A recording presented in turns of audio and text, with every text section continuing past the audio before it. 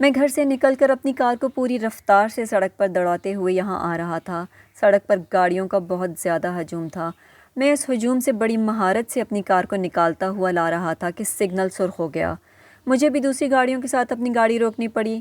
اس دوران میں ٹشو نکال کر پسینہ خشک کر ہی رہا تھا کہ میری نظر کار کے بالکل ساتھ کھڑی موٹر سائیکل پر پڑی۔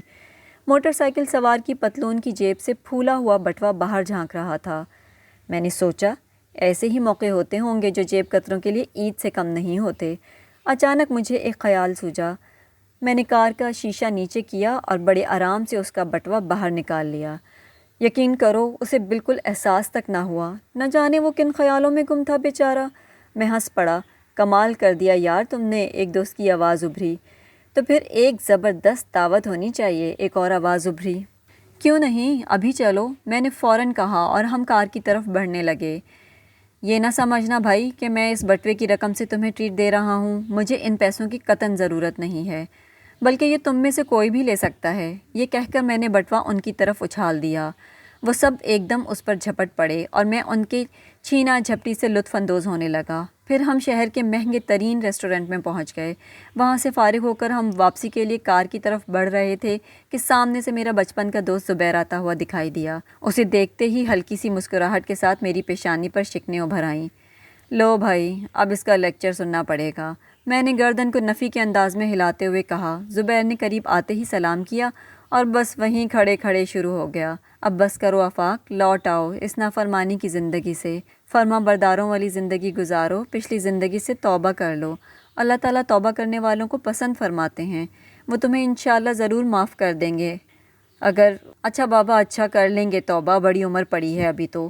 وہ نہ جانے کب تک کہتا رہتا کہ میں خود ہی بول پڑا اور خدا حافظ کہہ کر کار میں بیٹھ گیا اور کار تیزی سے آگے بڑھا دی۔ یہ میرا ہر روز کا جواب تھا، میں یہی کہہ کر اسے جان چھڑا لیتا۔ زبیر دن میں کم از کم ایک بار مجھے کہیں نہ کہیں ضرور ملتا تھا اور سمجھاتا بھی ضرور تھا۔ کبھی ایسا نہیں ہوا کہ وہ مجھے ملا ہو اور اس نے نافرمانی کی زندگی سے لوٹ آنے کا نہ کہا ہو۔ وہ روزانہ مجھے ترغیب دیتا تھا، مگر میں نے بھی اس کی باتوں کو ایک کان سے سن کر دوسرے کان سے نکال دینے کا تہیہ کیا ہوا تھا۔ اس کے باوجود میں کہیں بھی ہوتا اس کی باتیں سنتا ضرور تھا۔ مجھے اس کی باتیں بری نہیں لگتی تھیں، مگر اس پر عمل بہت مشکل تھا۔ میں ان سب باتوں سے بہت دور تھا۔ گھر، ریسٹورنٹ، پارک، تفریح گاہیں اور سینما گھر، بس انہی چیزوں کو جانتا تھا۔ لوگوں کو تنگ کرنا، مذاق اڑانا، کسی کو چھیڑ کر لڑائی کر لینا، بس یہی میرے کام تھے۔ اب ایک کارنامہ جیب کترنے کا بھی انجام دے آیا تھا، حالانکہ کروڑوں روپے میں کھیلنے والا تھا۔ میں جانتا تھا زبیر کی سب باتیں حق ہیں، وہ میری خیر خواہی میں ہی بولتا ہے، مگر میری اپنی ایک سوچ تھی۔ میں نے سوچ رکھا تھا کہ زندگی کے آخری حصے میں ایسی مثالی زندگی بسر کر لوں گا، جوانی عیش و عشرت میں گزار لیتا ہوں، پھر معافی مانگ لوں گا۔ میرا رب معاف کرنے والا ہے، بڑا مہربان ہے۔ معلوم نہیں یہ سوچ میرے اندر کب اور کیسے پیدا ہو گئی تھی اور مجھے اتنی اچھی کیوں لگتی تھی۔ بس اس سوچ کے تحت اس مہربان رب کی نافرمانی پر نافرمانی کیے جا رہا تھا۔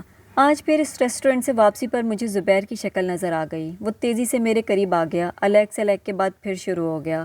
آفاق، کبھی تم نے سوچا ہے کہ اللہ تعالیٰ نے انسان کو کس مقصد کے لیے پیدا کیا ہے؟ کبھی یہ جاننے کی کوشش کی ہے کہ دنیا میں آنے کا مقصد کیا ہے؟ سوچیں گے یار، سوچیں گے، بڑی عمر پڑی ہے ابھی تو، میں نے ہمیشہ کی طرح اس کی بات کاٹ کر بے نیازی سے کہا، اور کار میں بیٹھنے ہی والا تھا کہ مجھے زبیر کی آواز سنائی دی۔ میں نے اس کی طرف دیکھا۔ ایک بات پوچھوں آفاق؟ اس کے چہرے پر مسکراہٹ تھی۔ ہاں ضرور، کیوں نہیں، میں جلدی سے بولا اور اس کے سوال کا انتظار کرنے لگا۔ کتنے سال کی زندگی کا گارنٹی کارڈ ہے تمہارے پاس؟ زبیر کے اس سوال پر میں نے زوردار کہکا لگایا، مگر اچانک میرا کہکا درمیان میں رک گیا۔ میں نے زبیر کی طرف دیکھا، وہ تو جا چکا تھا۔